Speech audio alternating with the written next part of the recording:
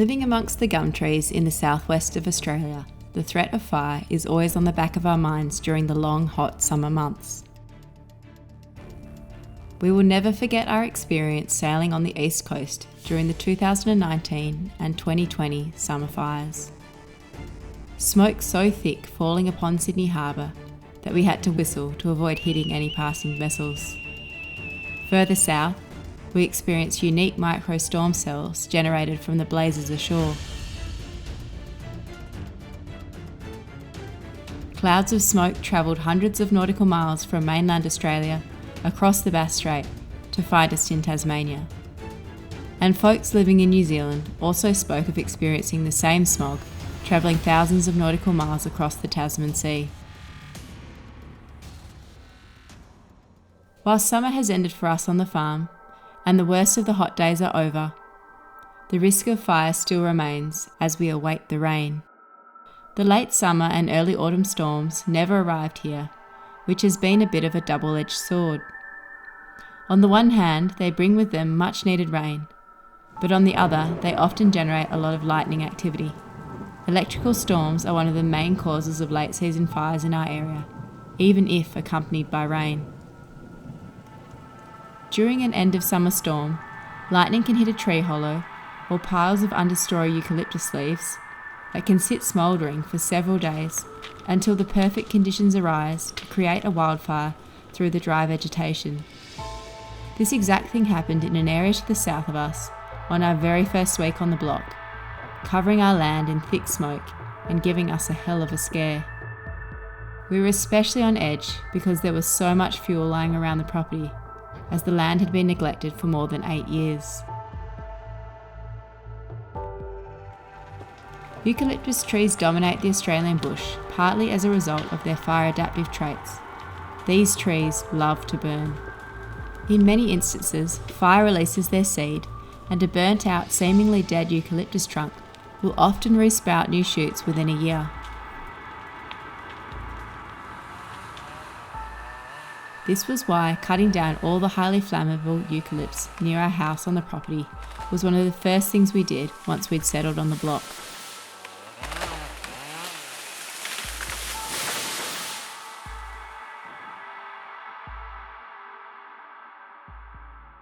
One incident of lightning strike causing catastrophic fire was on our friends Jeff and Michelle's property, Southampton Homestead.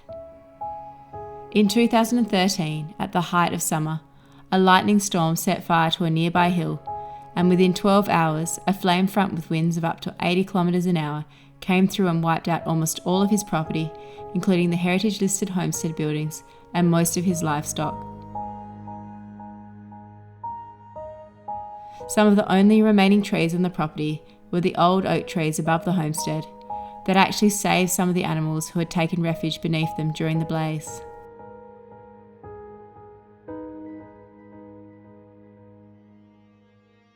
When we interviewed Jeff last year about his regenerative farming practices and ethical pastured chicken enterprise, Troy also took the time to discuss with him the fire mitigation strategies he has undertaken with his wife Michelle since the blaze.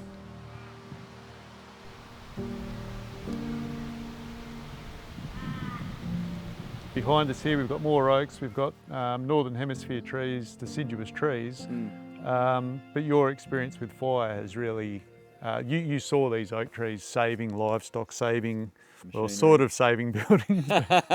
You've developed quite a good fire mitigation scheme, and again you're planting trees that you're not even going to get the benefit of because some of these are slow growing oaks. Each oak tree, right, it's a 1,000-year long project.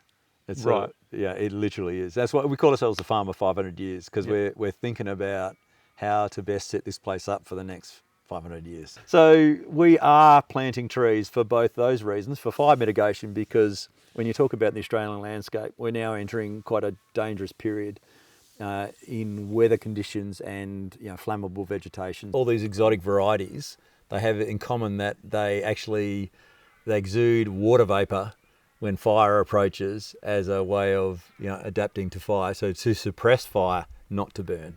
Right. And so what you end up with is a halo effect. So there's some very famous photos you'll find online from the East Coast Australian fires of the summer of 2020, where mulberry trees that were situated next to buildings haloed the building, and it was the only thing that didn't burn in the on those farms. And I think there's a real lesson for Australia in that if we are going to expect to coexist in these landscapes, we need to adapt by actually, using, like we do with exotic animals as well in the Australian landscape. We need to use exotic vegetation too, so non-invasive, but using to direct fire vectors, but also multi-purpose trees, so such as the white oak family, which have low tannin acorns. And so, for example, here in Australia, of course, Mediterranean climate, we have the thing called the autumn feed gap. Right. Which, what do? Okay, we plant a whole bunch of hay, which we then use fossil fuel to plant, to cut down. We use pesticides, we use herbicides, whatever, to get that hay, to then use the fossil fuels to cut it down, to bring it, to roll it up, to store it, and then to bring use fossil fuels to bring it back out to pasture. Versus what they do in Europe, of course, in these landscapes, like in Mediterranean analogues, by the way. So where the oaks occur, across France, Spain, Portugal, where they have the acorn drop, and where the animals put on 50% of their condition in autumn. Well, from the the protein and the carbohydrates in those acorn landscapes. So a mate of mine wrote a great paper called Dehesa australis, because the Dehesa region, I'm probably butchering the pronunciation, but the region in Portugal, it's a 3,000-year-old agricultural landscape, so it's pretty sustainable. But how do we blend our agricultural? I'm not talking about conservation landscapes. I'm talking about agricultural and agrarian landscapes. Right. How do we use these exotic trees to direct fire, to provide food, fodder, for both humans and animals as well? And so that's the long-term planting. We've put in 500 oaks. Yep. And other varieties too. For example, directing high fire zones, we've got hundreds of mulberries that are planted down along those zones. With varieties like mulberry, once again, you're talking about the autumn feed gap. And what happens in mulberry at that time of year? Chop it and you drop it, yep. And then it just simply coppices back up again. So, you want that highly versatile vegetation that we can partner with and use in our farming systems. And every time I see a big open field with no shelter in the height of summer, I lament it, because it's a lost opportunity for that agroforestry, which we hear more about, and agroecology. How do we combine the use of all these different these food systems that are a lower energy approach?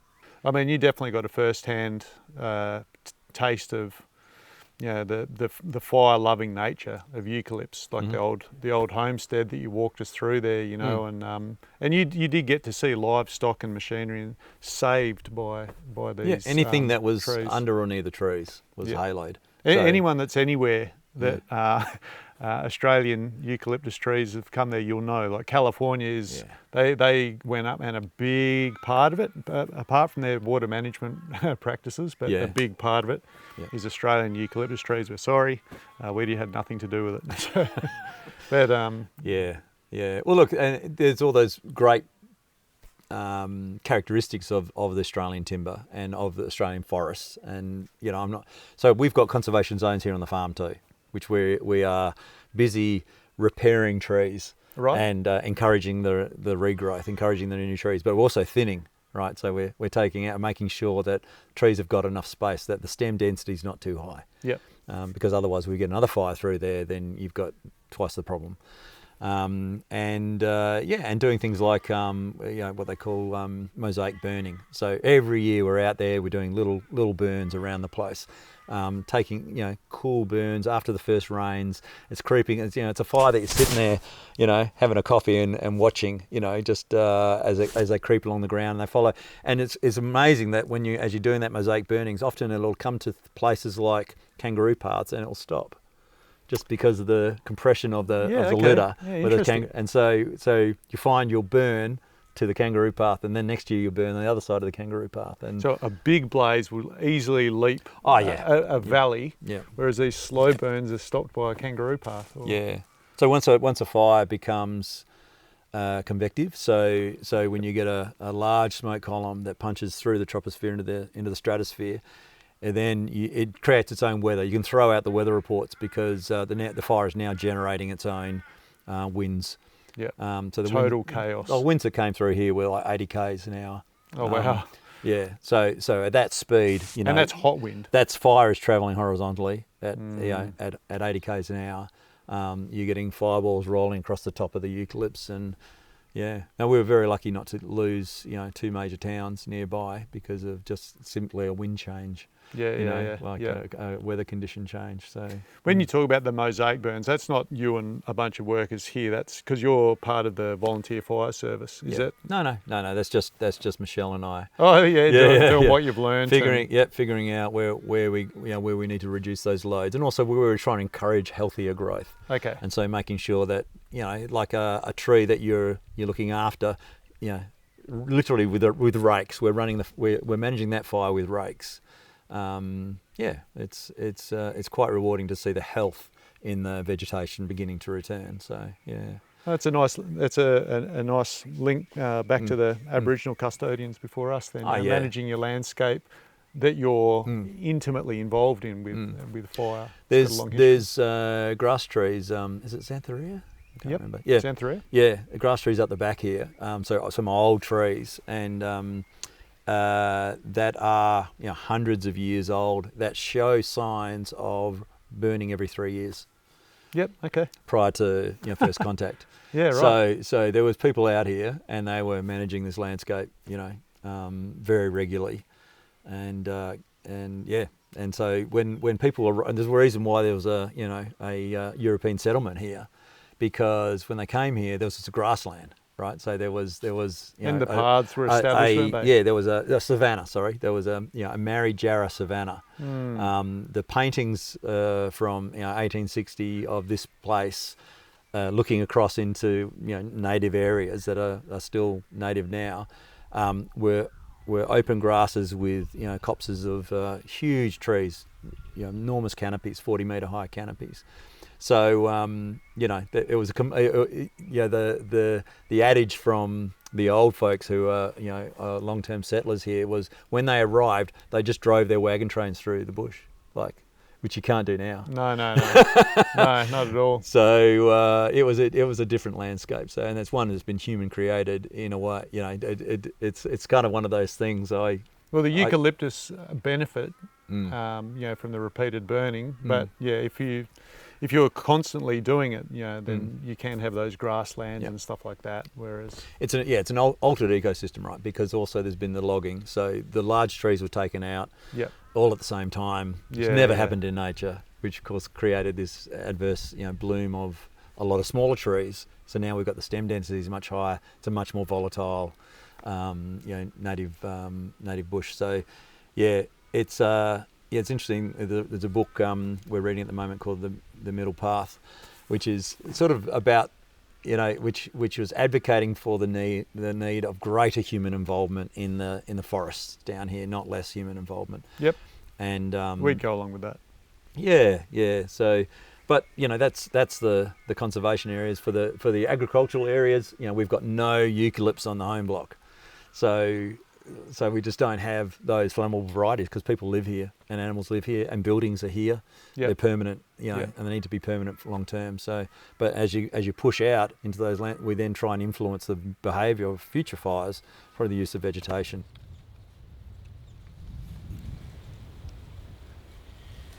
So you had that chat with Jeff at Southampton last year, and we initiated a few things this summer to help mitigate fire on the block, because when we first moved here, as you saw earlier, there was a lot of fuel on the ground and we weren't very comfortable being here. Yeah, so the first thing we did is we went out and got a fire pump, just a petrol driven pump, and we can run it off our water tank from the house if we want to, but more particularly I've got some of those big 1,000-litre cubes. There's actually an adapter that you can get. If you haven't come across it, you can get an adapter that goes from the coarse thread that's on an IBC and it's a 2-inch outlet, and then you can go from there, whatever you want to use. So if you are coming up with a fire strategy, you can actually get an adapter that makes your IBC useful, and it sort of looks like this. We couldn't go too hard on just putting oak trees in because they take a long time to grow. In Jeff's situation, that's his block that he's free to develop. We are caretaking. So we can do a little bit, but we can't just go randomly throwing trees around. It's a long-term project. It has some expenses. But what we were able to do is using animals, using the pigs. Up here, we're legally entitled to maintain a road along here to act as a fire break. To the north of us, over there is all the eucalyptus and pine forest and stuff like that, which could go up. So in addition to the road that's here and a road that's through there, although if fire got through into these trees, it would kick off before it got to the next fire break, I kept the pigs, I put a fence here, and I just really got the pigs to heavily impact this area before they moved on. So the grass was quite high. I got them to flatten down the grass in all the other areas, but I got them to almost denude this area. And you can see that goes on further in the next paddock. We dropped a dead tree to make sure that, and we got rid of the fuel load there. But we also put Copper, our oldest pig. She's in there still. So she's been there the whole summer, and she's swept it clean. So we've got the fire pump to deal with around the buildings, but to be honest, if we were dealing with fire here, it would be a low grass fire, and I should be able to handle it with our tractor with the bucket. That's very straightforward to just like cut this dirt now that it's dust, make sure there's no vegetation. That's how a lot of farmers around here deal with larger fires. They actually use their machine to just cut a fire break into the dirt. So I got the pigs to soften up the dirt before we did that. You saw before as well, when we first got on the property, I did get my old climbing harness, and I did climb a few trees and dropped out quite a bit of some of the trees that were a bit close to the buildings. I dropped them entire, but I also have thinned out another bunch of eucalypts that are quite close to the house. I thinned them out for branches and fuel load, just because our blue gums, they can throw a lot of debris high up into the sky, and they can even explode a little bit like pine trees when they get hot. So the ones closest to the house I've thinned out. The ones further down into the paddock, I've sort of left them because we're going to put the animals around them, so I wanted that to be more of a shelter belt. So we've tidied things up close to the house where we could, and as it gets further away from the house, then I'm a bit less concerned. I would love to be planting mulberries and everything else like that. We are a bit challenged for water. Our dam's not very big. Coming into this summer, I actually borrowed a friend's scraper and cut an extra drain to try and get a bit more water in our dam, which happened. So we had a very full dam going into summer, but our summer started early.